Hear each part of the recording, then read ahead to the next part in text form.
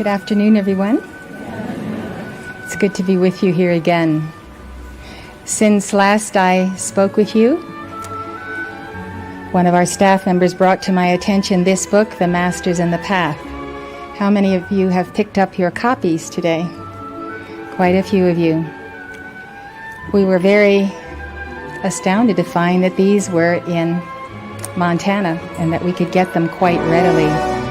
The price on them is without any overhead at all. It's just the price of the book. So there is much to cover in this book. The book is entitled The Masters and the Path. How many of you have read that book? How many of you read it in the last week? Okay, this is by C.W. Leadbeater. There is an excellent 38 pages that open this book, but because of our time, I would like to ask you to turn to page 39 if you have the book. Perhaps share it with others. So, perhaps you can share it with those who have it. I have gone through this first chapter entitled The Way to the Master, the Entrance to the Path, and I have underlined what I consider to be the most salient points. If we have time, I will go on with chapter 4. Then when I come back again, I will begin at the beginning of the text, and by that time, all of you who are devotees here, I'm sure will want to have your own copy and mark it. So this is the way to the Master, the entrance to the path. One of the reasons I decided to skip to this place is because it makes very clear through the Master El Morya, through Kuthumi, and the other adepts, that what they counsel us to do, they expect us to do. And they take on chelas not frequently, but when they do, they give to those chelas all that the chelas can take.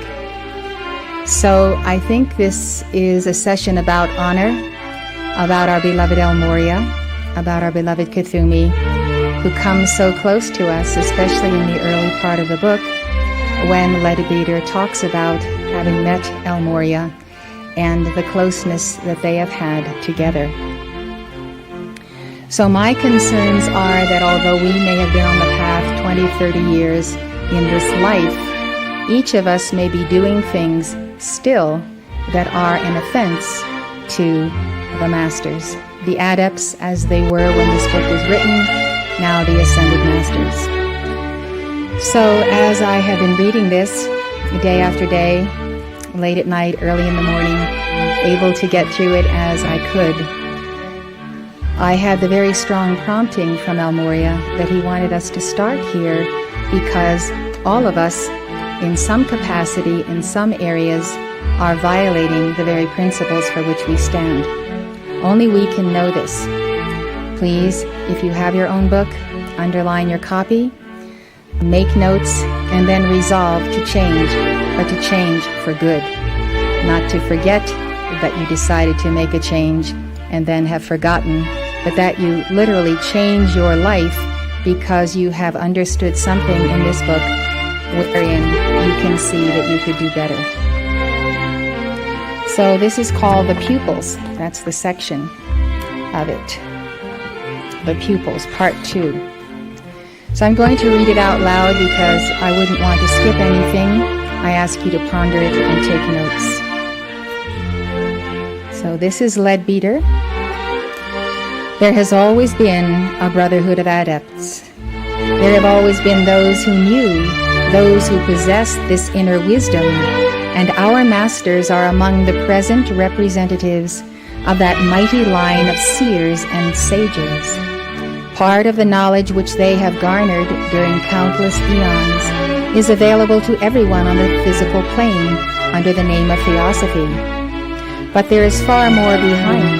The Master Kuthumi himself once said smilingly, when someone spoke of the enormous change that theosophical knowledge had made in our lives, and of the wonderful comprehensiveness of the doctrine of reincarnation, quote, yes, but we have lifted only a very small corner of the veil as yet. When we have thoroughly assimilated the knowledge given us, and are all living up to its teaching, the Brotherhood will be ready to lift the veil further, but only when we have complied with those conditions. For those who wish to know more and to draw nearer, the path is open. So the path is open to everyone who wants to know more and to draw nearer to the Ascended Masters, at that time the Unascended Masters. What it tells me is that if we want to draw nearer to the Ascended Masters, then we have to distance ourselves from the world. And that is what this book tells us. If we want to walk and talk with the adepts, then we cannot go into low centers of entertainment and into large cities where we're contaminated. Of course, we have to go to large cities some of the time. But the idea is, if you really want to be accepted as a Chela of a master, then you have to be obedient to what is most important to him. Very early in my experience with beloved El Morya, I began to understand what was important to him and what was not important. And I followed him and followed his profile to come to the place where I am. I had a master, a teacher, beloved El Morya, and I had Lanello. But the man who aspires to approach the masters can reach them only by making himself unselfish as they are unselfish. Please write that down, because I think all of us can identify in ourselves somewhere, consciously or unconsciously, selfishness, where we put ourselves first. But the man who aspires to approach the masters can reach them only by making himself unselfish as they are unselfish, by learning to forget the personal self, and by devoting himself wholly to the service of humanity as they do. In her article on occultism versus the occult arts, Madame Blavatsky has expressed this necessity in characteristically vigorous language. True occultism or theosophy is the great renunciation of self unconditionally and absolutely in thought as in action. This sounds very severe, but I am giving you this book and this teaching so that you will never have a complaint for the rest of the days of your life before the Ascended Masters that you were not told. By giving you the law and the rules of these adepts, then you can soar to any heights that you aspire to. No man can stop you, no Ascended Master can stop you. So, at this juncture of our teaching, we come to the realization of how powerful is the individual and how free is the individual. We don't have to wait till someone gives a dictation. We don't have to wait till we are directed to do this or that. We are free agents of eternity. And we can go as high as we want to do, as high as we want to go, every day of our lives. So the great renunciation of self unconditionally and absolutely in thought as in action. The wonderful thing about this is that what we are renouncing is that which is unreal, that which is almost meaningless. So to give up something that is really our garbage is not a great sacrifice. When we start laying down our lives and giving our flesh and our blood, this is a higher path. It is altruism, and it throws him who practices it out of the calculation of the ranks of the living altogether.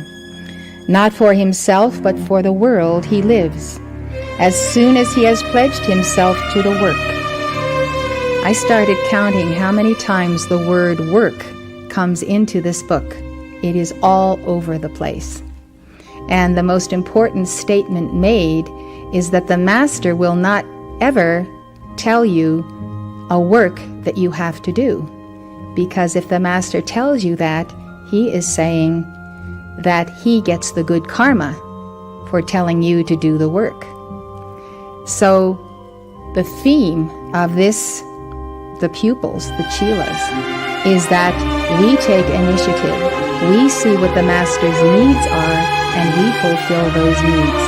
That way we balance karma and are in the service of the Brotherhood. Much is forgiven during the first years of probation, but no sooner is he accepted than his personality must disappear, and he has to become a mere beneficent force in nature. It is only when the power of the passions is dead altogether, and when they have been crushed and annihilated in the retort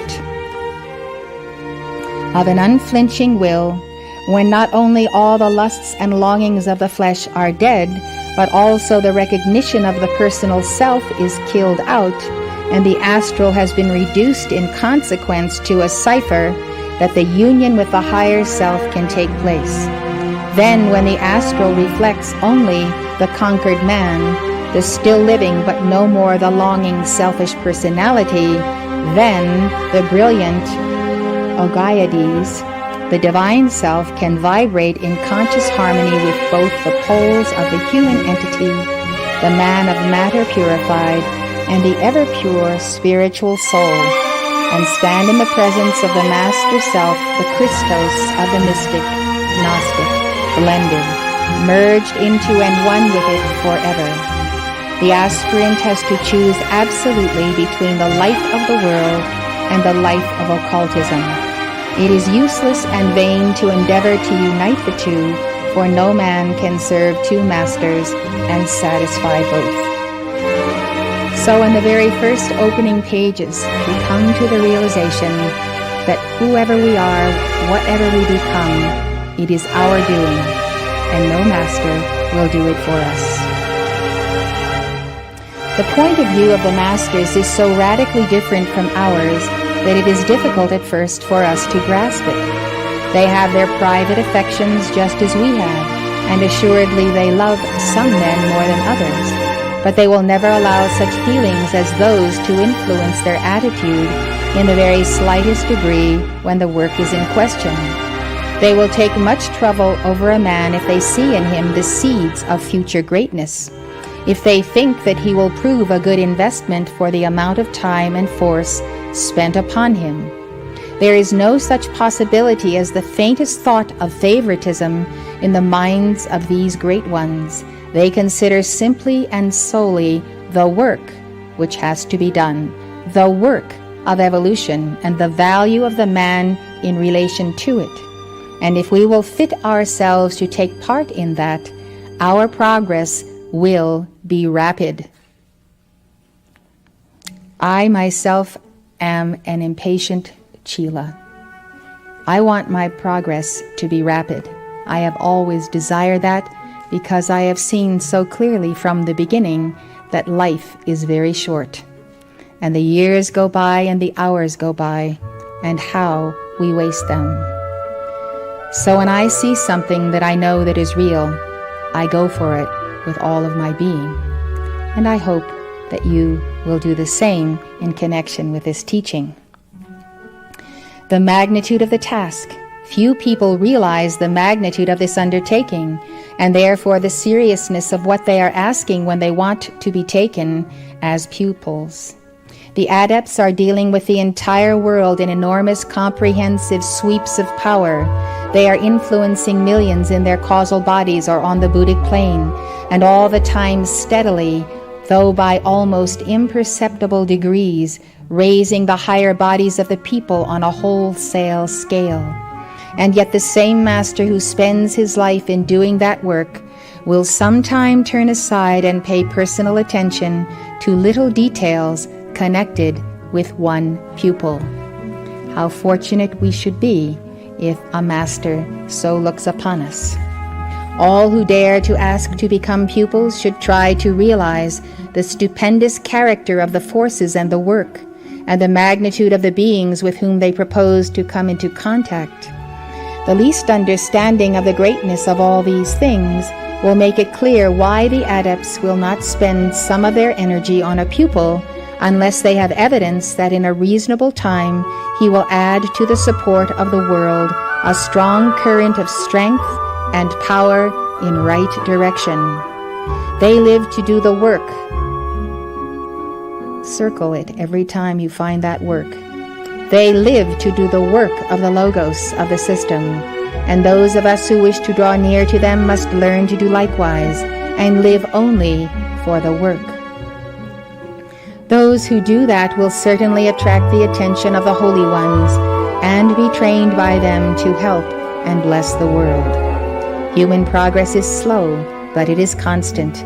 Therefore, the number of the perfected men is increasing, and the possibility of attaining to their level is within the reach of all who are willing to make the stupendous effort required. Stupendous effort it is. In normal times, we should need many births before we could gain adultship, but it is possible for us to hasten our progress on the path, to compress into a few lives the evolution, which otherwise would take many thousands of years. That preparation needs great self-control. Write down the word self-control. Circle the Aries line of God control, and realize that that control is necessary for you to sustain the levels that the Ascended Masters would bring us to. That preparation needs great self-control, determined effort carried on year after year, and often with but little to show outwardly in the way of definite progress. For it involves the training of the higher bodies far more than the physical body, and the training of the higher does not always manifest itself very obviously on the physical plane. Next is the importance of the work. Again, circle the word work. Anyone who hears about the Masters and their teaching, if he has any grasp at all of what it means and involves, must instantly be seized with a most intense desire to understand them and enter their service. The more he learns, the more does he become filled with the wonder and beauty and glory of God's plan, and the more anxious does he become to take part in the work. Circle the work. Once he has realized that God has a plan of evolution, he wants to be a fellow laborer with God, and nothing else can possibly bring satisfaction. Then he begins to ask himself the question, what must I do next? And the answer is, work. Do what you can to help the progress of humanity in the Master's way.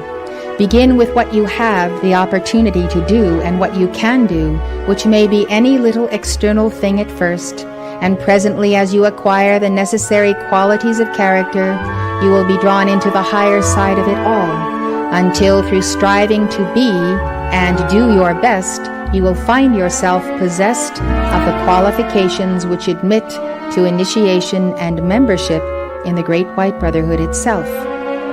When first I had the privilege of coming into somewhat closer touch with the Master, I asked him in a letter what I should do.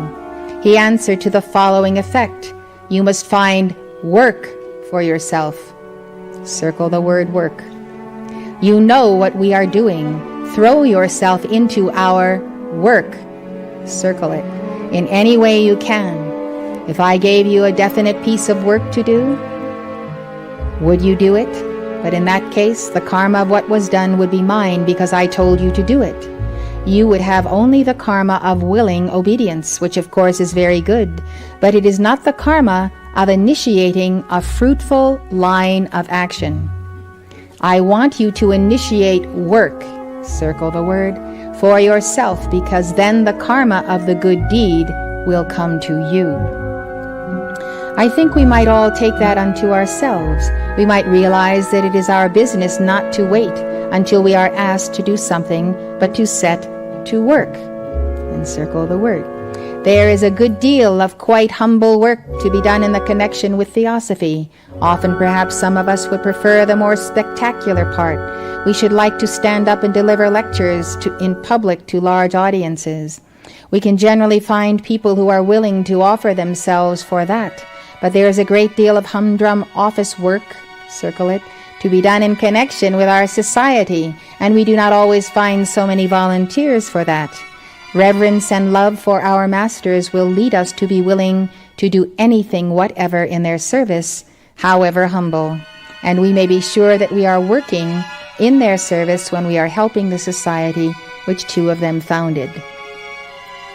The ancient rules, the qualifications for admission to the Great White Brotherhood, which have to be acquired in the course of the work, encircle it, in the earlier part of the path, are of a very definite character and are always essentially the same, although they have been described in many different terms during the last 25 centuries.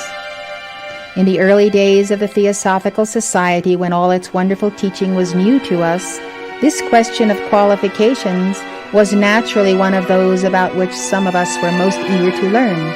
And before Madame Blavatsky wrote down for us the most marvelous manual, The Voice of the Silence, she had already given us 2 lists of the requirements for chelaship.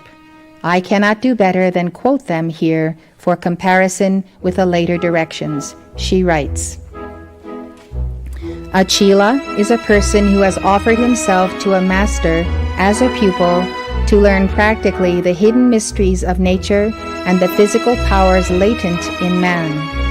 The master who accepts him is called in India a guru, and the real guru is always an adept in the occult science, a man of profound knowledge, exoteric and esoteric, especially the latter, and one who has brought his carnal nature under the subjection of the will, who has developed in himself both the power, siddhi, to control the forces of nature, and the capacity to probe her secrets by the help of the formerly latent but now active powers of his being. This is the real guru. To offer oneself as candidate for chelaship is easy enough. To develop into an adept is the most difficult task any man could possibly undertake. There are scores of natural-born poets, mathematicians, mechanics, statesmen, etc., but a natural-born adept is something practically impossible. For though we do hear at very rare intervals of one who has extraordinary innate capacity for the acquisition of occult knowledge and power, yet even he has to pass the self-same tests and probations, go through the self-same training as any less endowed fellow aspirant. In this matter, it is most true that there is no royal road by which favorites may travel. For centuries, the selection of chelas outside the hereditary group within the Gampa temple has been made by the Himalayan Mahatmas themselves from among the class. In Tibet, a considerable one as to number of natural mystics. The only exceptions have been in the cases of Western men like Flood, Thomas Vaughan, Paracelsus, Pico de Mirandolo, Count Saint Germain, etc., whose temperamental affinity to this celestial science more or less forced the distant adepts to come into personal relations with them and enable them to get such small or large proportion of the whole truth as was possible under their social surroundings. This is from a book that it lists here, The Laws of Upasanas. We learn that the qualifications expected in a chela were: 1. Perfect physical health. 100 years ago, it was easier to have more perfect physical health than it is today, with all of the substances we take in and the pollutions. And our Lord Maitreya has brought us to this place of practically ultimate pure air and so forth. Perfect physical health. Exercise 4 times a week if possible. Keep your body fit, because the Master does not have a physical body. The Master needs your body. Remember that always. He needs your body. His greatest need. He needs your body, your spoken word, your voice, your giving of yourself to others who don't have the remotest concern that Masters exist at all. 2. Absolute mental and physical purity. 3. Unselfishness of purpose, universal charity, pity for all animate beings. 4. Truthfulness and unswerving faith in the law of karma, independent of the intervention of any power in nature, a law whose course is not to be obstructed by any agency, not to be caused to deviate by prayer or propitiation, exoteric ceremonies. What this means is according to the teachings of 100 years ago, is that we are not to try to dodge karma by any other means than to balance that karma. We are not to try to overcome that karma in this wise. 100 years ago, this is the statement. Today we realize that Saint Germain has given the violet flame for us to accelerate the balancing of our karma. So as we read these books, we need to remember that 100 years of Ascended Masters' teachings and presence in the earth has brought forward these teachings that began in Adyar. 5. A courage undaunted in every emergency, even by peril of life. 6. An intuitional perception of one's being, the vehicle of the manifested Avalokiteshvara or divine Atma spirit. 7.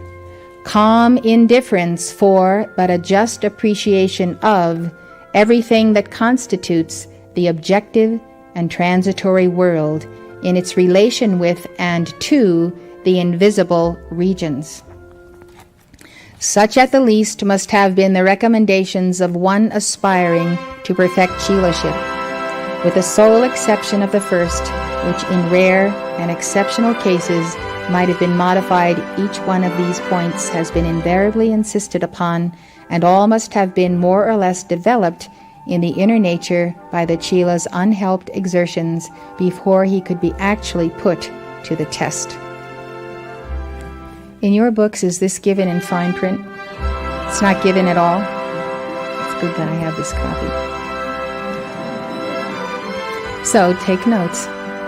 When the self-evolving ascetic, whether in or outside the active world, has placed himself according to his natural capacity above, and hence made himself master of, his sharira body, indriya senses, dosha faults, dukkha's pain, and is ready to become one with his manas, mind, buddhi, intellection or spirit intelligence, and atma, highest soul, i.e. spirit, when he is ready for this, and further to recognize in atma the highest rule in the world of perceptions, and in the will the highest executive energy power, then may he, under the time-honored rules, be taken in hand by one of the initiates.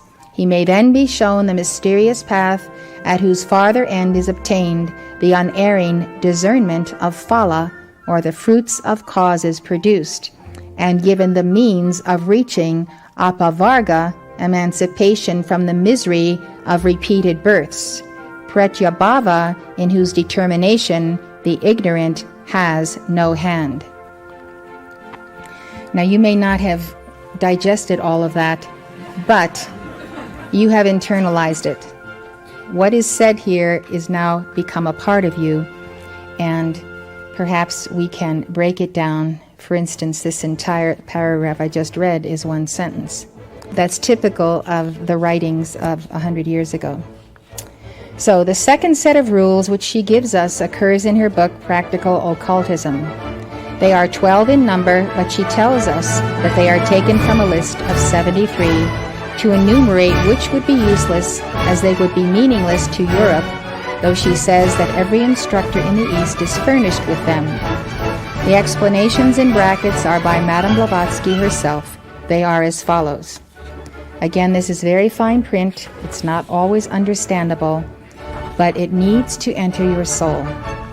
So, if it's difficult to write down, which it is, it's good to meditate, separate your hands and feet, and just drink in what I'm reading. Okay. The place selected for receiving instruction must be a spot calculated not to distract the mind, and filled with influence-evolving magnetic objects. The 5 sacred colors gathered in a circle must be there among other things.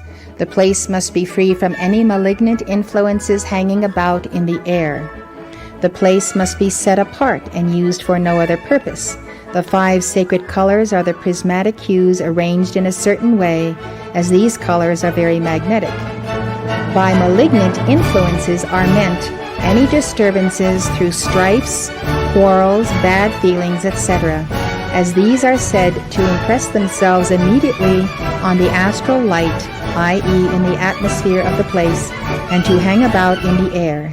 The first condition seems easy enough to accomplish, yet, on further consideration, it is one of the most difficult to obtain. 2. Before the disciple shall be permitted to study face to face, he has to acquire preliminary understanding in a select company of other lay upasaka disciples, the number of whom must be odd. Face to face means in this instance a study independent or apart from others, when the disciple gets his instruction face to face either with himself, his higher divine self, or his guru. It is then only that each receives his due of information according to the use he has made of his knowledge. This can happen only towards the end of the cycle of instruction. 3. Before thou, the teacher, shalt impart to thy Lanu disciple the good, holy words of Lamrin, or shalt permit him to make ready for Dubjed, thou shalt take care that his mind is thoroughly purified and at peace with all, especially with his other selves. Otherwise the words of wisdom and of the good law shall scatter and be picked up by the winds. These specific notations are explaining to us something that our souls know, which is that to get where we want to go, we must be disciples, and the core word of disciple comes with the word discipline, our self-discipline.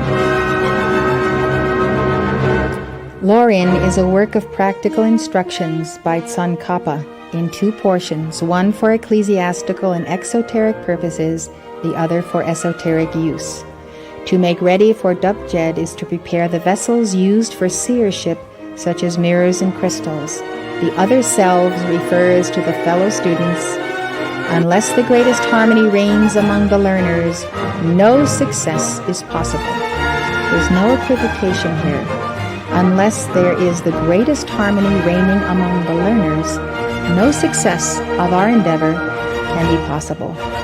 It is the teacher who makes the selections according to the magnetic and electric natures of the students, bringing together and adjusting most carefully the positive and the negative elements. 4. The upasaka, while studying, must take care to be united as the fingers on one hand.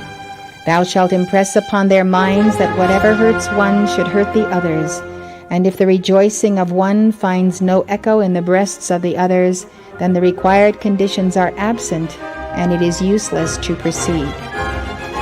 What we're seeing here is the adepts, the ascended masters, want to raise us into levels of the mental plane and of the etheric plane, both of those quadrants which we must transmute with violet flame, with self-correction in our own self-observation. The Masters want to bring us to a higher state than we are as we are gathered at the physical level.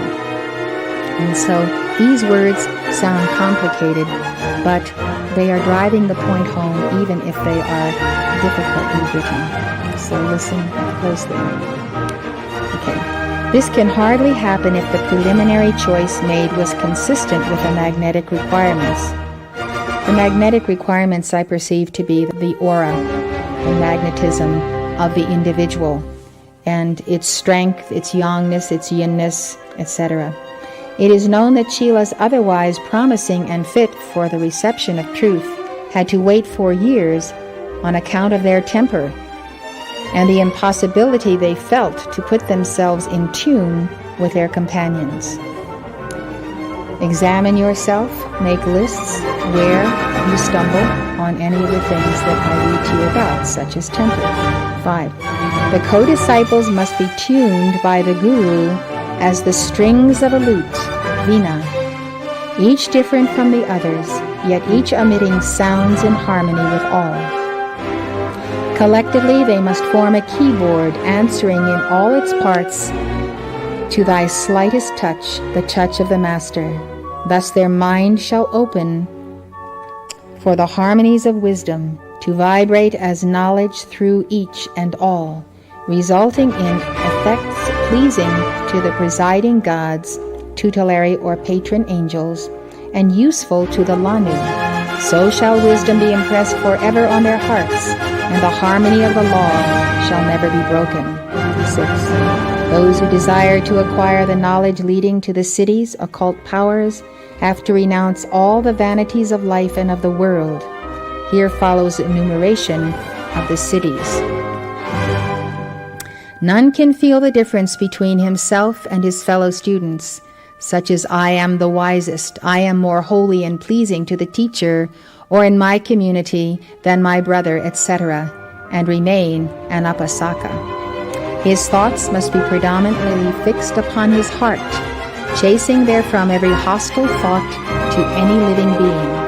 It, the heart, must be full of the feeling of its non-separateness from the rest of beings, as from all in nature. Otherwise, no success can follow. Now, when you hear the Master say, otherwise no success can follow, he means what he says. There's no ifs, ands, ors about it. That's the fact. That's the science. We want to rise in consciousness, gain more than our ascension, but gain adeptship on the way to our ascension, must listen to these words, because the Masters don't speak them again. This is why this book is somewhat like a Bible. You read it again and again and again, and it keeps reminding you of what is the straight and narrow path. 8. A Lanu disciple has to dread external living influence done, magnetic emanations from living creatures. For this reason, while at once with all in his inner nature, he must take care to separate his outer, external body from every foreign influence. None must drink out of or eat in his cup but himself. He must avoid bodily contact, i.e. being touched or touch with human, as with animal being. Many of you know who were in South America with me that wherever I went, everyone wanted to touch me and hold me and hug me, and when they got a hold of me, they wouldn't let go. I found this to be, and I knew that it was, a violation of the brotherhood. But I found that when I forbade it, the people became so sorrowful and so chagrined and so burdened as if they were being scolded as children, that I could not refrain from continuing on with hugging them and so forth. I hope our South American students here will assist me on our next tour to South America to solve this problem. It says, no pet animals are permitted, and it is forbidden even to touch certain trees and plants. The disciple has to live, so to say, in his own atmosphere in order to individualize it for occult purposes. I am not going to lay down any laws that come from this book. I'm not going to tell you you can or cannot have animals. That's up to you. And I'm reminding us all that this is 100 years later, but I think we also understand some of these conditions in any case. Number 9, the mind must remain blunt to all but the universal truths in nature, lest the doctrine of the heart should become only the doctrine of the eye. That is empty, exoteric ritualism. 10. No animal food of whatever kind, nothing that has life in it, should be taken by the disciple. No wine, spirits, opium should be used, for these are like the lama yin, evil spirit, who fasten upon the unwary to devour the understanding. Wine and spirits are supposed to contain and preserve the bad magnetism of all the men who helped in their fabrication, the meat of each animal to preserve the psychic characteristics of its kind. Now, the violet flame has given us such a leap in consciousness and a leap in the ability to deal with these things as to make 1898 and now 1996 to look like they are eons apart. I can remember Moria talking to Mark and me about meat eating, and he simply said that if you're going to eat meat, you have to give twice as many violet flame decrees. So you can see the advancement since 1898. It is only by virtue of a strict observance of the foregoing rules that a Lanu disciple can hope to acquire in good time the cities of the Arhats, the growth which makes him become gradually one with the universal all. So considering the dispensations we have today that they did not have, such as balancing karma with 51% rather than the whole 100%, we are almost being coddled by this brotherhood. And in being coddled, I think then sometimes we take for granted that we're going to be rocked into the arms of everlasting life with hardly a tremor in our beings, when such is truly not the case. The first set of rules calls for no comments, as they are evidently of universal application and differ only in the form of their expression from those which have been given in later books. The second set is obviously on a very different footing. It is clearly formulated for Eastern students, and even among them chiefly for those who are able to devote their whole lives to their study, to live secluded from the world in a monastery or occult community. The mere fact that there are 61 other rules which would be meaningless to European pupils shows that they are neither intended for all nor necessary for progress upon the path, since many have trodden that path without knowing them. They are nevertheless of great interest and value as recommendations. The moral and ethical regulations are familiar to us, and so is the insistence upon the necessity of perfect harmony and mutual understanding among those disciples who have to learn and work together. I have brought this to your attention not because I expect you to memorize this, but so that you will understand what the rules were when we had to balance 100% of our karma. To realize how much the Ascended Masters have gone to bat for us to make the 51% requirement possible. It is to this latter object that most of the rules here quoted are directed, and in the case of a group of students, its importance can scarcely be exaggerated. In Western life, we have insisted so strongly upon individualism and upon the undoubted right of each person to live his own life, so long as he does not incommode others, that we have to a large extent forgotten the possibility of a really intimate union. Instead of being united as the fingers of one hand, we live together as a number of marbles in a bag, which is far from ideal from the inner point of view. It might be supposed that these earnest exhortations to close comradeship are inconsistent with Rule 8, in which the Chela is instructed to avoid contact with others. This is not so, for the directions refer to entirely different matters. The suggestion that each man should have his own cup, yes, his own plate, knife, fork, and spoon also, is most excellent, for our present scheme of the promiscuous use of half-washed cutlery and crockery is revolting to persons of taste.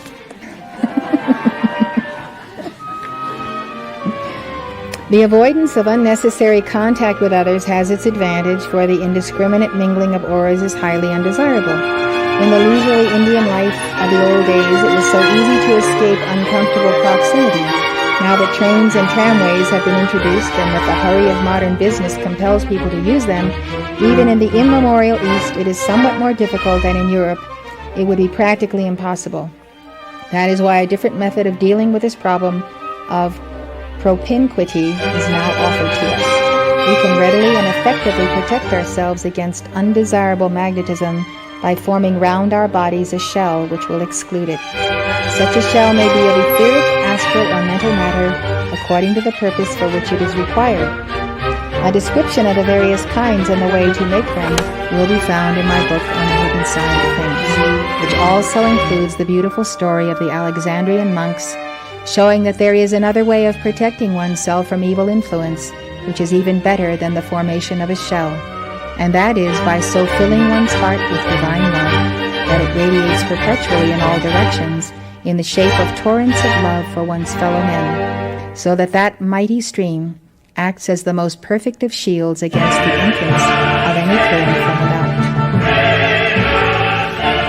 I'm going to now move along and not read to you every word, but read to you what I have bracketed for myself.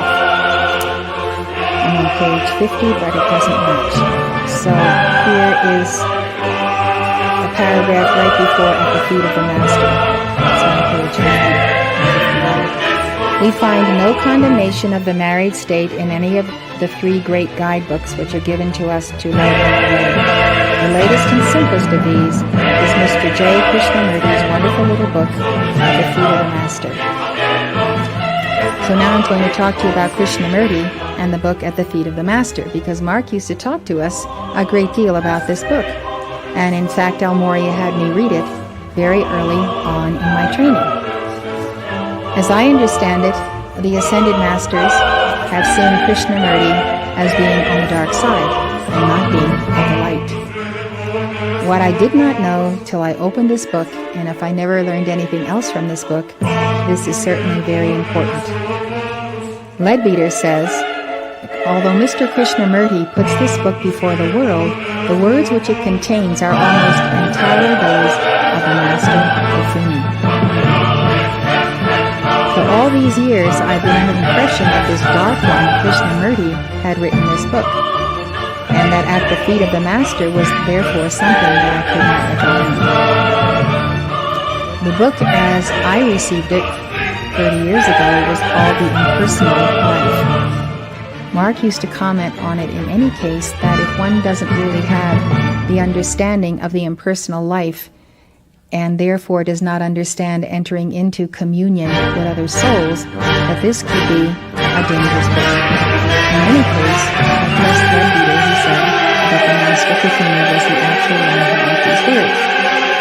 It goes on, these are not my words, the author says in his foreword, they are the words of the Master who taught me. When the book was written, Mr. Krishnamurti's body was 13 years old, and it was necessary for the Master's plans that the knowledge requisite for initiation should be conveyed to him as quickly as possible. The words contained in the book are those in which the Master tried to convey the whole essence of the necessary teaching in the simplest and briefest form, but for the requirements of this particular case we might never have had a statement so concise, yet so complete, so simple, and yet so all-inclusive. Many books have been written expounding the details at the stages of this preparatory task, and there has been much argument over the exact shades of meaning of Sanskrit and Pali words. But in this little manual, the Master boldly brushes all that aside and gives nothing but the essence of the teaching, expressed as far as may be in modern terms and illustrated from modern life. So we'll continue here teachings and commentary on the book. For instance, the story of how this little book came to be written is comparatively simple. Every night I had to take this boy in his astral body to the house of the Master, that instruction might be given him. This is my page 52. The Master devoted perhaps 15 minutes each night to talking to him, but at the end of each talk he always gathered up the main points of what he had said into a single sentence, or a few sentences, thus making an easy little summary, which was repeated to the boy so that he learned it by heart. He remembered that summary in the morning and wrote it down. The book consists of these sentences of the epitome of the Master's teaching, made by himself and in his words. The boy wrote them down somewhat laboriously because his English was not then very good. And so on goes and continues the story of the writing of At the Feet of the Master, or what this book calls it, At the Feet of the Master, or The Impersonal Life. Now we come to the disciple's attitude. And I think that this is extremely important. I've learned a great deal from these pages. The disciple's attitude. Having these books before him, the pupil is left in no doubt as to what he should do. He should obviously make efforts along 2 particular lines: the development of his own character and the undertaking of definite work for others. Circle the work. Clearly, what is set before him and in this teaching implies an altogether different attitude towards life in general that has been expressed by one of the Masters in the phrase, "He who wishes to work with us and for us must leave his own world and come into ours." The man of the world thinks of the events of life chiefly as they affect himself and his personal interest. The Master thinks of them only as they affect the evolution of the world. Bottom of that page, we shall be of use to the Master just insofar as we can work, circle it, along with him, in however humble a fashion. We can best work along with him by making ourselves like to him, so that we shall regard the world as he regards it. I think that it's important for all of us to see the world as El Moria sees it, and to commune with him so that we can understand his thoughts, his understanding of what is going on in the world today and what is coming upon us.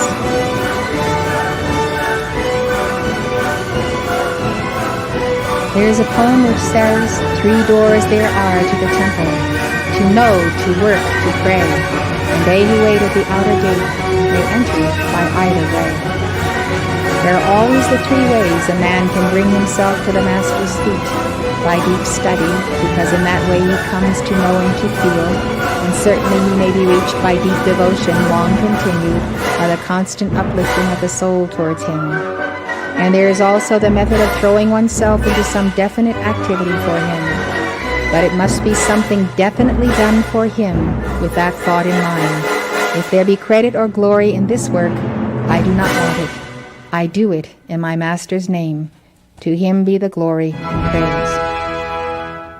So, again, we see the concept of throwing ourselves into the work.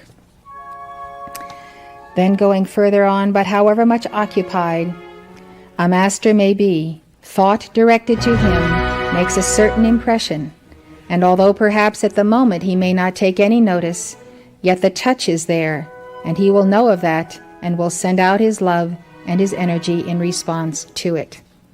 I'm at the very bottom of page 54. The next heading is the Master's work. The question is sometimes asked as to what particular labor should be undertaken. The answer is that all good work is the Master's work. All the varied activities of daily life come within our endeavor to serve the Master, when we learn to do all in his name and for him. Yet in doing these things, the disciple must be ever on guard against self-deception, must see that he is not cloaking with the holiness of the Master's name what is underneath a selfish desire to wield power or handle money. The disciple of the Master has to look round and see what there is to do which is within his power. He must not look with disfavor upon the humblest task, thinking, I am too good for this.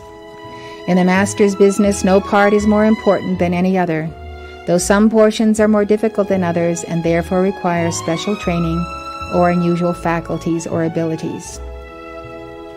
On 57 we read, the adept never forgets anything. He appears to be always in full possession of all that has happened to him, and so if he does cast even a most casual glance at a person, he will never thereafter overlook that person. Bottom of page 57. And then with a gentle kindness which is always so prominent a characteristic in him, he blended my consciousness with his in an even more intimate manner and raised it to a plane far higher than I could then reach. And from that elevation he showed me how the great ones look out upon the world. The whole earth lay before us with all its millions of souls, undeveloped most of them, and therefore inconspicuous. But wherever amidst all that mighty multitude there was one who was approaching even at a great distance the point at which definite use could be made of him, he stood out among the rest, just as the flame of a lighthouse stands out in the darkness of the night.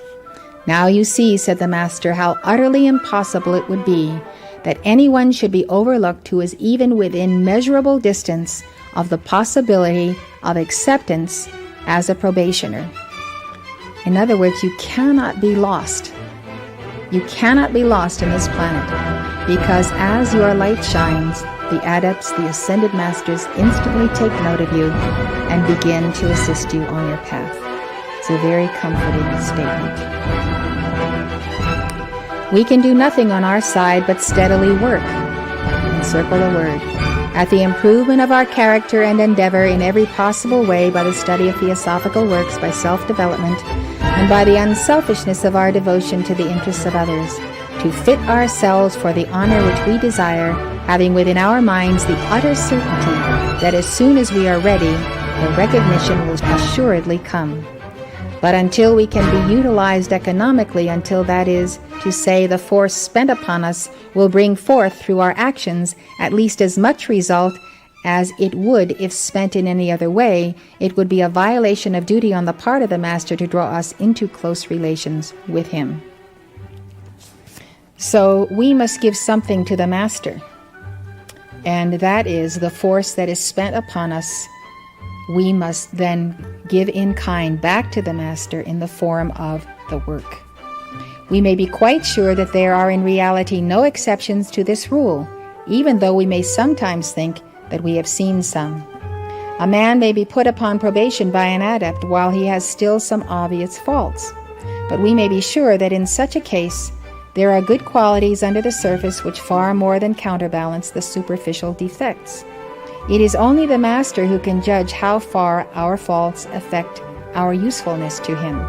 We cannot tell exactly to what extent any failings of ours would react upon his work. Circle the word work.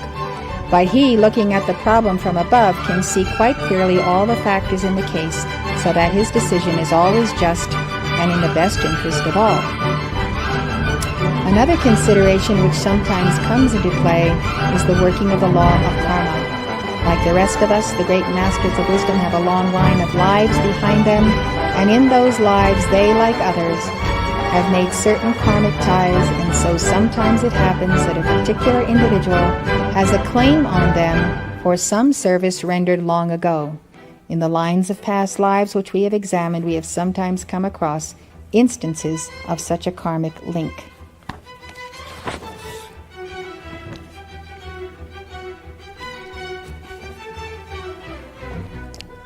I could take a few questions now. Hello, Mother. I have some conflicting thoughts about working on one's sacred labor, and I was hoping you could help me sort them out a little bit. On one hand, it seems like the next 3.5 years are so important that we need to really set everything aside that's not vitally important and give our decrees and our violet flame decrees and attend service. And on the other hand, I know the need for a sacred labor to work on it. But the thing is, it seems like if you work on your sacred labor and devote your time and energy to that pursuit and try to gain some excellence in that labor, that it's going to take away energy from time and energy that you want to put into the decrees and the violet flame that we need to get through so we can get through these 3.5 years. And that's my conflict. It seems like if I... What is your sacred labor? I perceive it to be music, and it just seems like if I spend time working on that, whether it's taking evening classes or 3.5 years is a very short time. It's a very short time out of tens of thousands of years that we've all lived. And if Saint Germain says, give me 3.5 years, we should give it to him. And in giving that, giving so much violet flame, so much estrellas, that we are utterly transformed in those 3.5 years and can approach our sacred labor at a much higher level because of our work on the earth. And this is a monastery in itself. It's Maitreya's mystery school, and if you come here, it's because you do have a desire to balance your karma, and that anyone here could say, well, God may pluck me out tomorrow, and I may be in heaven, and I only balance 40% of my karma. And that's a fine having to do if you're going to come back into a world that gets worse and worse by the day. I think it's a great safety valve that if you don't know you balance 51% of your karma, to work at it so diligently and exceed the 51%, because it's like a needle. You can get to 51%, get careless, fall back, make karma. You have to do some more good works to make up for it. So the longer you are in embodiment, the more opportunity you also have to make more karma. So I advise you to not stop at the 51% because it's too perilous to stop there. But I think there's no greater gift, and it's like every day the sun rises, and we expect it to rise even if we can't see it. It's a dark day. The sun rises, or the sun rises. Will it always be there for you? Will I always have this opportunity to sit on this platform and do this teaching? And will you always have the opportunity to give your violet flame to the extent that no matter what you do thereafter, you know that you're home free? And Saint Germain always pays back thousands of over to us who see. That's my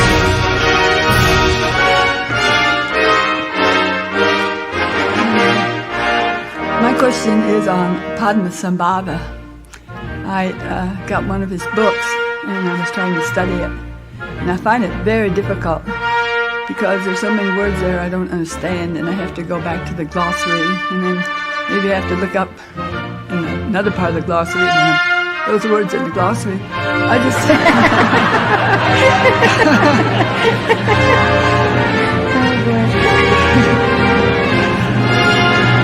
I just wanted to ask, how we can get better acquainted with him, because I know he wants us to get acquainted with him. And he said he was very close to us. And he also gave us one of his tertons. And maybe you can help me know how to use. We have a library, and in that library we have, I don't know that we have the definitive collection of writings that have been written about Padmasambhava. There are communities on the West Coast that produce such books, and I've been disappointed in them because I find that the greatest teaching I receive from Padmasambhava is in his dictations that he gives to us. So I think that there are books that are readable and there are books that are not too readable, but they are there, and I looked at them and glanced at them, and sometimes I've taught from them for a number of years now. But on the whole, I am disappointed with the views of other organizations who have named Padmasambhava as their focal point. So maybe we can do a little better on simplifying who Padmasambhava is and his teachings for all of us who would like to know more. Thank you.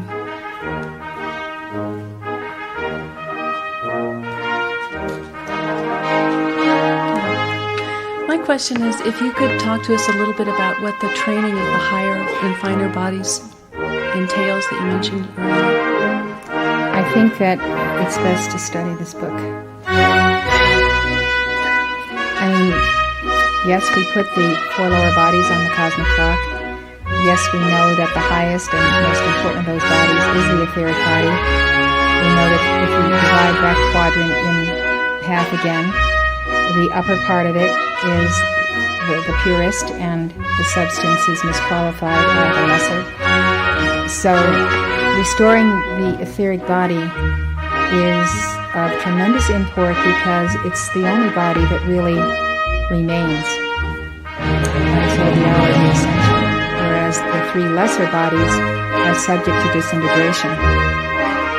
So personally, I think it's very important to direct biotrain cause into the etheric body. Because when we have cleared that body, we will see the perfect matrix that God gave us in the beginning.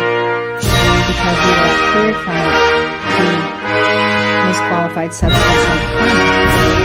But we just can't compartmentalize four lower bodies. If we bring something negative to the etheric body, it will affect all the bodies. But it's the etheric body that we want to be certain that we are clear at all times.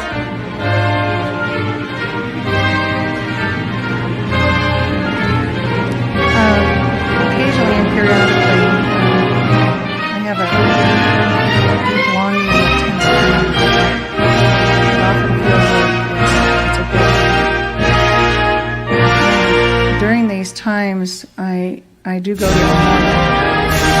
I just talk, and what I say to him repeatedly is that I miss him.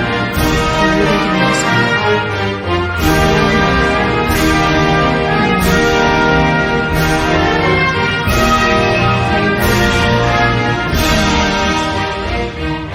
Because you're in time and space.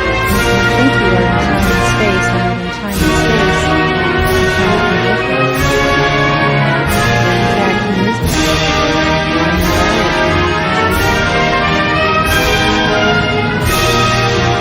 I've been through this since 1973, when the prophet made his ascension from time and space.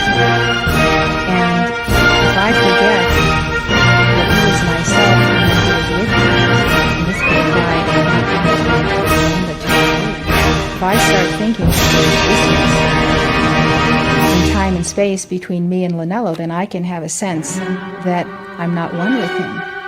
And I have to say, wait a minute, he's with me always, and his presence is always over me. So how can you miss an ascended master who loves and adores you and is with you all the time? It's your sense of time and space. Knock it out, there is no time and space, and then you are in infinity with Amoria. And you just have to remind yourself of that. We all have to remind ourselves that we're one with the masters, and that they love us very deeply.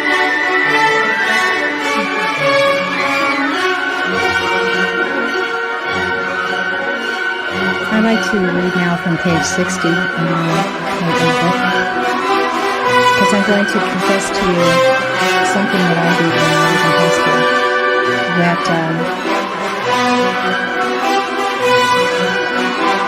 I didn't realize until later the wrong that I had done to an individual. So I'm going to start at the top of this page. The spiritual guru, student by the hand, leads him into and introduces him to a world entirely unknown to him. Even in common daily life, parents, nurses, tutors, and instructors are generally held responsible for the habits and future ethics of a child.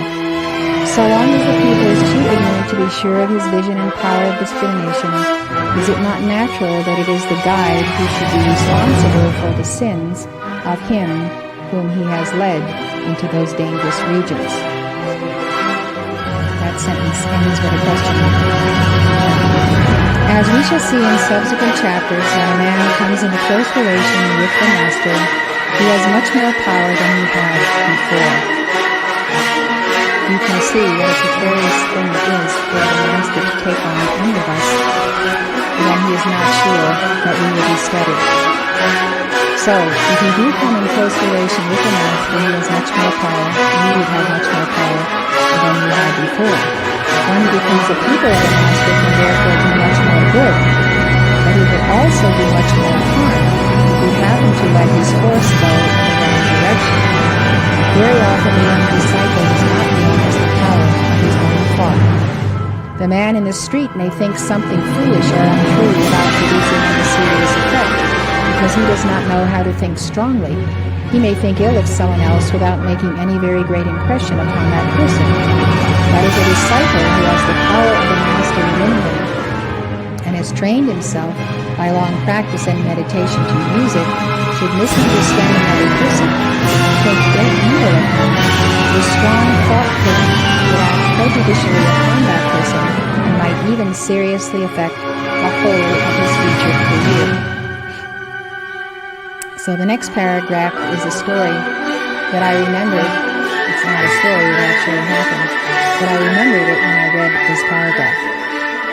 If the victim really had the undesirable quality attributed to him, the pupil's potent thought would intensify. If no such quality existed, the same thought form would suggest it, and might easily awaken it if it were latent, might even plant its seeds if there were as yet no signs of it. Sometimes the mind of a human being is in a condition of balance between a good force and an evil one. And when that is the case, the impact of a vivid thought form from without may be sufficient to turn the scale, and may cause the weaker brother to embark upon a line of action, the result of which, for good or evil, may extend to many incarnations. How careful then must the pupil be to see that the enhanced thought power with which his connection with his Master has endowed him shall be used always to strengthen and never to weaken those towards whom he is directed. Before I tell you what I did, I do want to say that over the many years of my teenage years and younger years, it took me a long time to realize that I had more power than other people, much to my own chagrin, because people react to their power. It took me many years to realize that I had to tune myself down, tune my voice down, tune my vibrations and my energy down. So, having said that, the following is what has transpired. Someone I'd been in kindergarten with and all through the years in my grammar school lived down the street from me. We were in the same level together. And we were either like, let's say, 17 or 18. And I don't remember where we were when we were talking, but he told me that he wanted to become a Protestant minister. Now, I had seen him all his life, and of course was probably more familiar, and I couldn't imagine him, or I couldn't imagine seeing him as a minister. And so, without even thinking, I said to him, "You, a minister? You could never be a minister." And it came out of me, and I wasn't happy that it came out of me. And I suppose it was because I'd known this person for all those years. So about 10 years ago, or less, between 5 and 10 years passed, I made contact with a lot of people that I knew when I was in high school, college, and other places. I had never had contact with them since I left and disappeared into the world of the occult with Mark Prophet and Kathumi and so forth. On that occasion, I was back in my hometown. I called him up. He lived in New Jersey at the same time. I don't know if he was a basketball coach or what. But we chatted a while, about things of our high school days and so forth. And my purpose in calling him was, after all those years, to apologize to him that I had said that to him. And I wanted to make that very definite statement that it was wrong of me to discourage him from being a minister, and that he might have been a very fine minister for all I knew. And, he said something like, don't worry about it. He didn't become a minister for what reasons I don't know. And it was not belabored because it wasn't a big thing in his mind, but it was a very big thing in my mind. And I will not know to this day if he was destined to be a minister, and my words to him caused him to decide not to be a minister. And what happened was, and this is totally separate from this event, he went out for football and all the different sports, and he had a lot of coaches around him convincing him that he should be in sports. And so he never really took college seriously, and as a result of that, and probably not being in therapy, because I had talked to him several times, and he was always talking about the fact that he should have been in academics, he should have taken, his college years seriously and maybe gotten an advanced degree. And but he told me that he had had 2 sons. Both of them had gone to Harvard, and both of them had master's degrees from Harvard also. And so what he did not fulfill in his youth, he made sure that his sons did fulfill that. So, as I was saying a few minutes before, I will never know whether I influenced this person on the wrong road by my sudden impact of how it had hit me when he said he was going to become a minister. So this is the kind of teaching that is in this book, and when I looked at it, I decided I could do more for this person. I could send him a lot of violet flame and help him with his psychologically with violet flame, not by contacting him, to assist in unburdening him of the sense that he never made it big academically because he took the wrong road. So I think there are many little passages in this book that wake us up and say, no, we have some cleaning up to do in ourselves. We have some things to look at.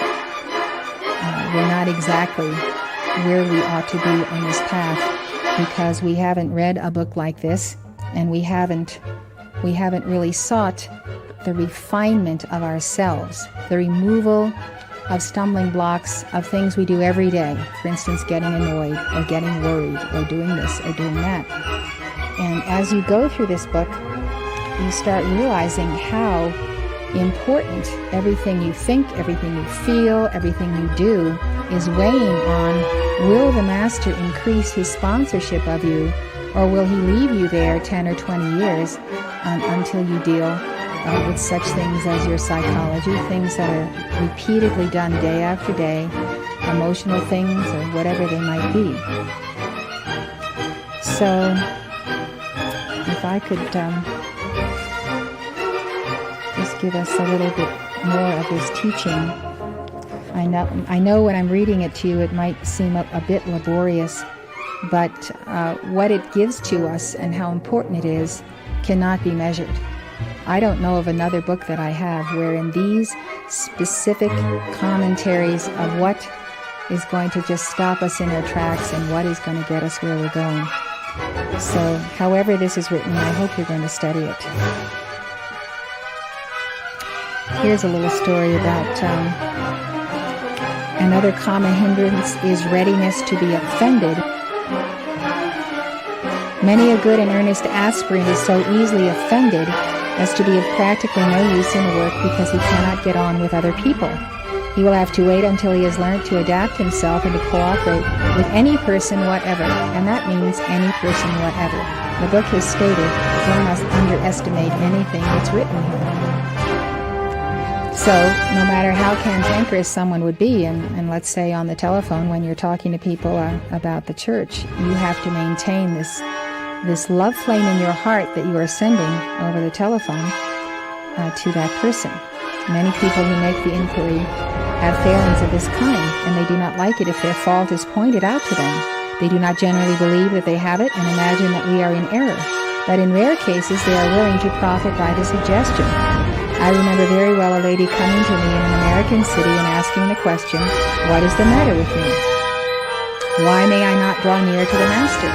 "Do you really want to know?" I asked. Yes, certainly, she really wished to know. She adjured me to look at her occultly or clairvoyantly or in any way I wished at all her vehicles and her past lives and to decide thereby. I took her at her word and said, "Well, if you really want to know, there is too much ego in your cosmos. You are thinking all about yourself and not enough about the right." That's not the end of the story, though. Of course, she was terribly offended. She flounced out of the room and said she did not think much of my clairvoyance.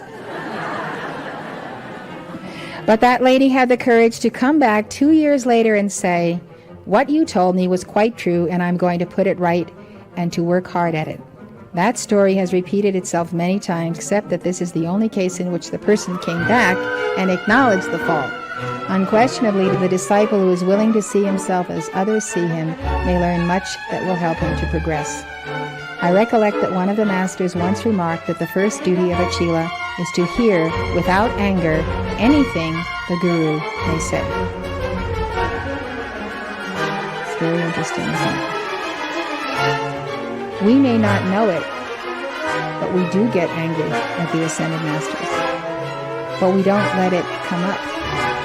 If we would just let it out like Vesuvius and have done with it, it would be much healthier.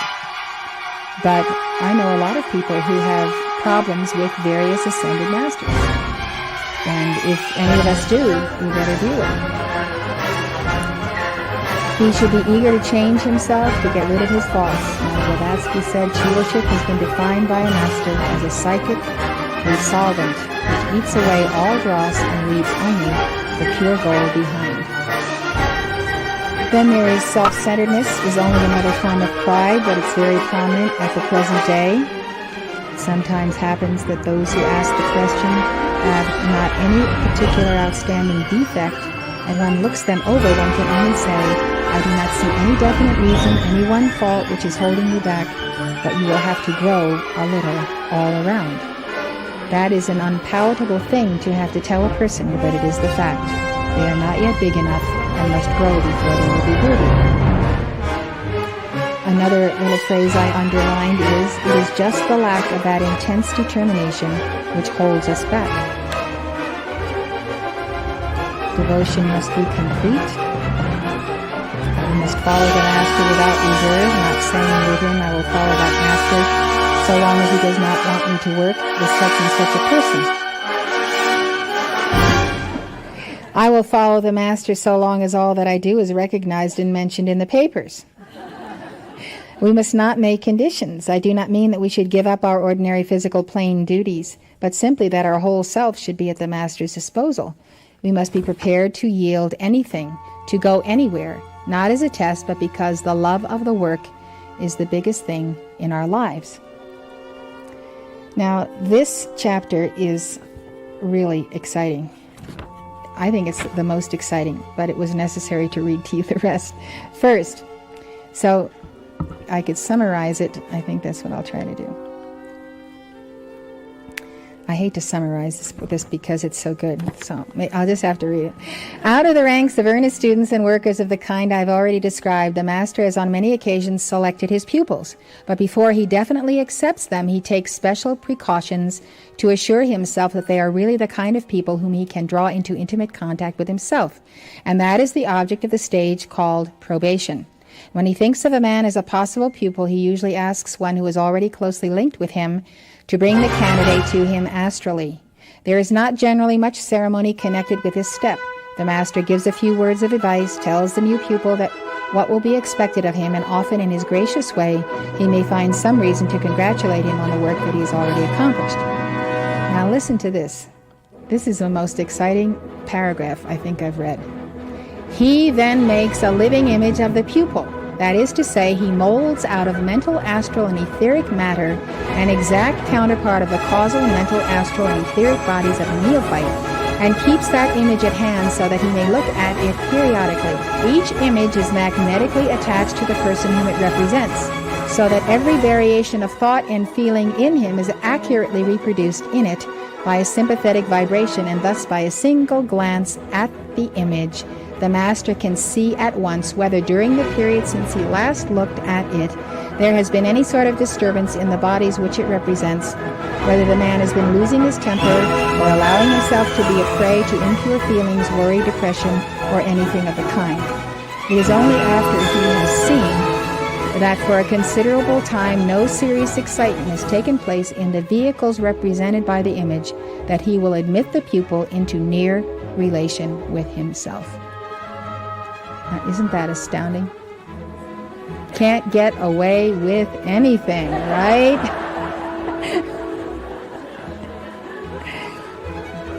When the pupil is accepted, he must be drawn into a unity with his Master, closer than anything we can imagine or understand. The Master wants to blend his aura with his own, so that through it his forces may be constantly acting without special attention on his part. But a relation so intimate as this cannot act in one direction only. If among the vibrations of the pupil there are some which would cause disturbance in the astral and mental bodies of the adept as they react upon him, such union would be impossible. So then we look at ourselves immediately and we say, are there vibrations that we have, that we hold, that would cause disturbances in the astral and mental bodies of the adept, so that we could not be achieved? I wanted to read up to this because the material is very important and should be read in a certain sequence. That is astounding. And so we have to know ourselves so carefully. We have to know the parts of ourselves that may be irritated.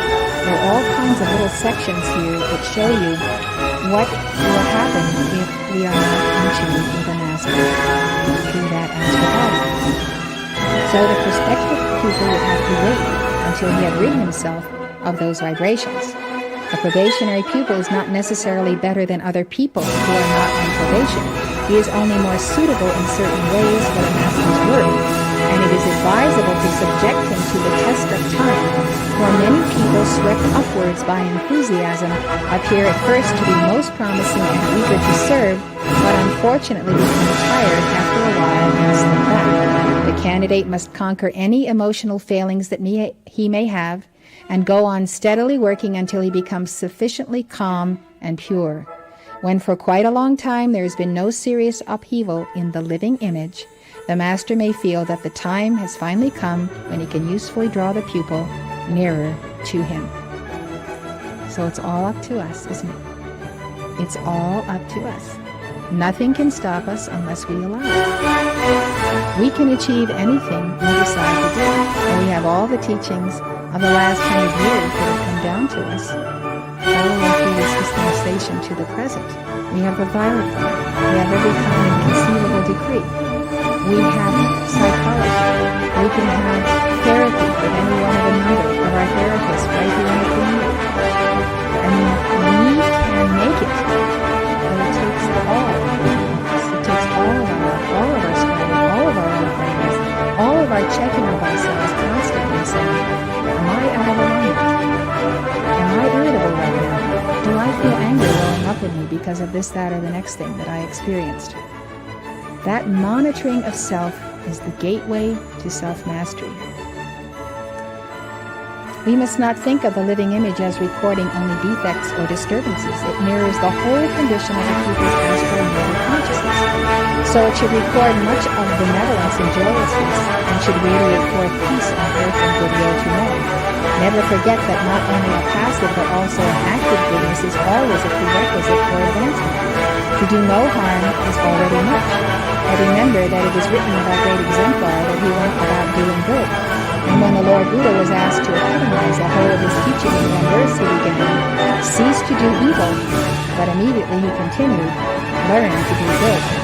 And if a pupil on probation does something usually good for the moment, the master flashes a little more attention on it. And if he sees fit, he may send a word of encouragement of some sort, or he may put some work in the pupil's way and see how he does it. Generally, however, he delegates that task to some of his senior pupils. We are supposed to offer opportunities to the candidate, but to do so is a serious responsibility. If the person takes the opportunity, all is well, but if he does not, it counts as a bad mark against him.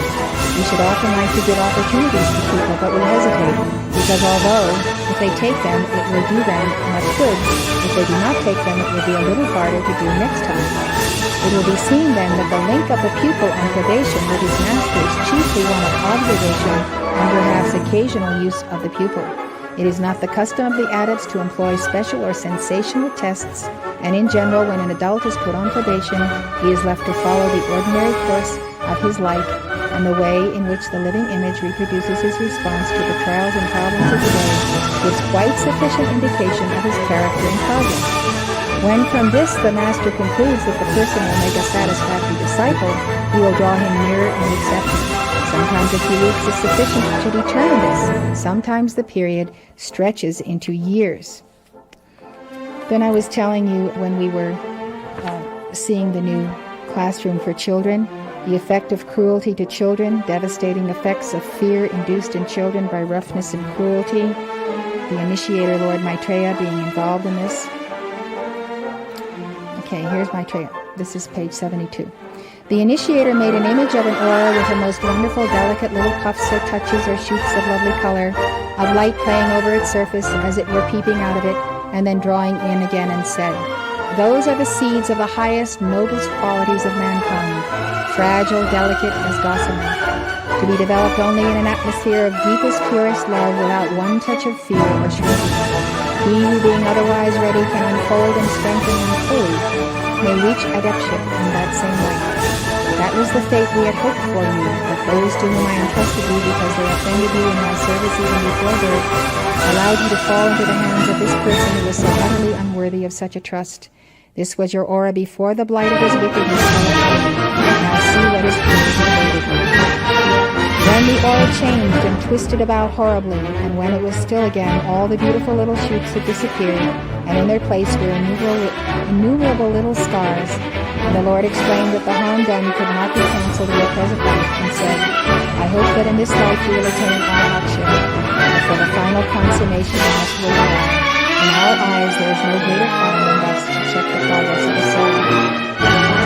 As the candidate saw this aura wide and harden, saw all its fair promise briefly destroyed by the brutality of the sin, he felt again for a moment what he had to the great extent forgotten, the agony of a small boy sent away from home, the ever-hovering fear of the shrinking, the incredulous horror, the feeling of flaming outrage from which there is no escape or redress, the sickening sense of utter helplessness in the grasp of a cruel tyrant, the passionate resentment of his wicked injustice, with no hope, no foothold anywhere in the abyss, no God dreaming to appear. And seeing this in his mind, I who watched understood something of the terrible tragedy of childhood and all its effects in so far returned. Many good people remain at the same level through several incarnations while their tormentors fall back in illusion. The last life in which adultship is attained must have absolutely perfect surroundings from childhood. This is compensated for today by the Ascended Masters who have given us divine life, whereby we can erase in our four lower bodies all harm that has come to us in this life and that we know of our past lives. Nothing but evil can follow from this ghastly custom of cruelty. Therefore, to make certain that no children for whom they are in any way responsible shall be in danger from this particular form of harm. It says here that the Lord Maitreya has frequently been called the teacher of gods and men, and that he is the minister for religion and education. And I think we should co-opt Lord Maitreya to be our minister for religion and education. His constant and daily endeavor to raise the intellectual conceptions of millions of angels and men. His right-hand man in all this marvelous work is his assistant and destined successor, the Master Kafuni, just as the assistant and destined successor of the Lord Vevasvata Manu is the Master Morya. This is on 76. Thoughts and feelings of an undesirable kind must be rigorously excluded. You must work at them until they are impossible to you. Touches of irritability ruffle the calm sea of the consciousness of the brotherhood. Pride must be eliminated, for it is a serious bar to progress. Exquisite delicacy of thought and speech is needed. The rare aroma of perfect tact which can never jar or that is hard to win, yet you may reach it if you will. Forget about yourself and consider others. People must be constantly kind, obliging, helpful, not now and then, but all the time. Remember, all time which is not spent in service, or fitting yourself for service, is for us lost time.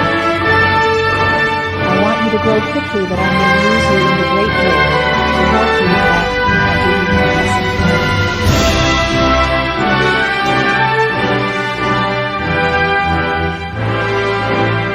Devote oneself to helping others upon the upward path. We should live only to be a blessing to others. Repress even the slightest shade of irritability. Here are 6 precepts for probationers. 1, page 79. Forget yourself and the desires of your personality and remember only the service of others, devoting your strength, your thought, and enthusiasm wholly to that. 2. Do not offer an opinion on any matter unless directly asked for it. Because a lot of people try it. Before speaking, always consider how what you say will affect others. Never betray or comment upon a brother's weakness. Remember that you have yet much to learn and therefore may often be in error. So speak with becoming modesty. When called, move at once, not waiting to finish what you happen to be reading or doing. If you are performing a duty of importance, explain very gently what it is. I wish to draw you closer to me, and if you will keep these rules, I shall soon be able to do so. Meantime, my blessing. So, this is a wonderful look. I think the more quickly we can all have our hobby, which should be quite easy because we have our and that we underline it and use it as our workbook and go over it and over it until we know much of it by heart. We will have mounted to others.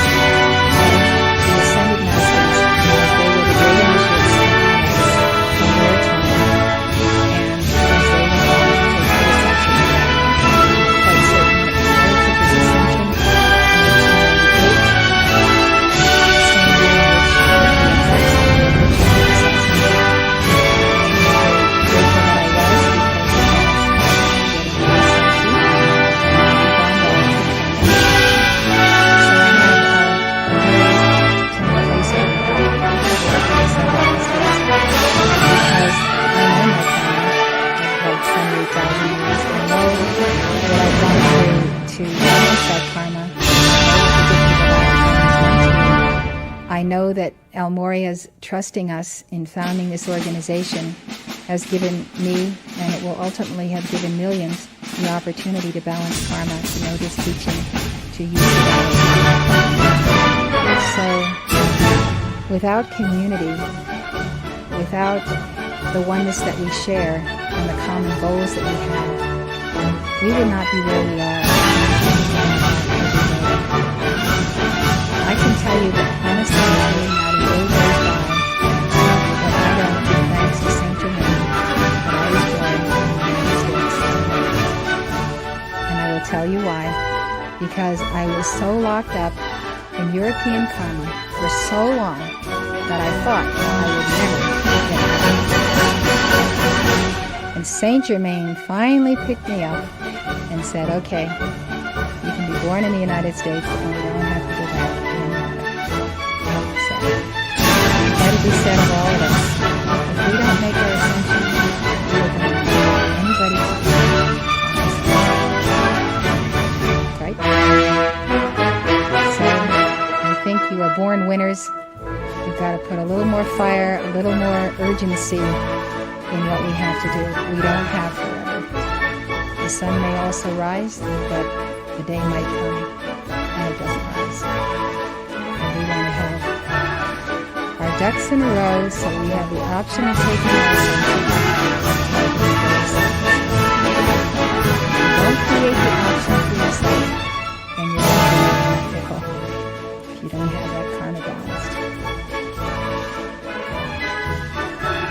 So it's my great rejoicing to be with you. I can't pick you out individually and specifically as to what I have that I have been doing for a long, long time. And just think of it. Just think how the Ascended Masters brought us to this land, this community, this opportunity. Thinking about where we've been and how we idled so long without having any dispensations in our favor in those years past, thousands of years past. It just brings me back.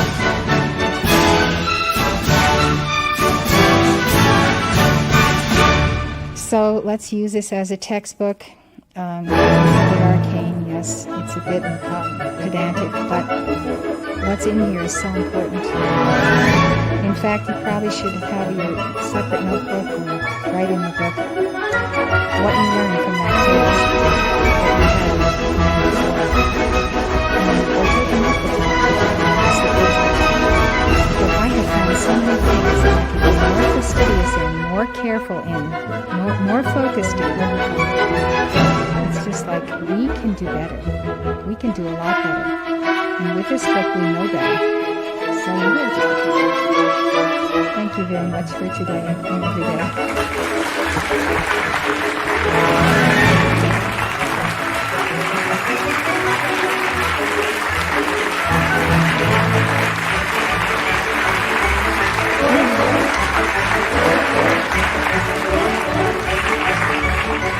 'Beloved, mighty I am present from the heart of God and the great central Sun, beloved Jesus Christ, beloved Lord Maitreya Gautama Buddha Padre Sambhava, beloved Almoria, beloved Kuthumi, beloved Lord Maitreya, all of you who have been in embodiment recently, and all of you who have been ascended for thousands of years.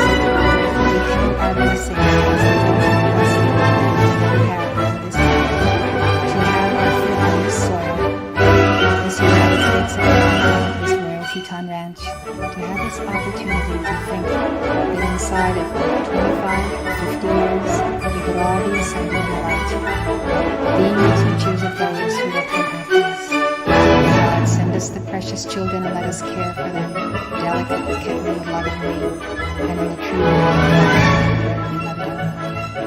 We are grateful for thousands upon thousands of gifts, gentle little nudges that you give us, precious messages that we feel. We are so mindful of your walk with us, each step of the way on the path. Let us remember that excessive conversation is draining. Let us remember that many things take from us our centeredness with you. Beloved Almoria, beloved Anella, you are our first first and most profound love. You call the world to this place, and I'm grateful, so grateful to be with these children. Bring 10,000s, 10,000. Let us be paired, let us be ready. Let us perfect ourselves. Surely we shall carry on in thy name, O beloved Masters. To that end, we say, we love you, we are grateful, and we commit ourselves to you forever. We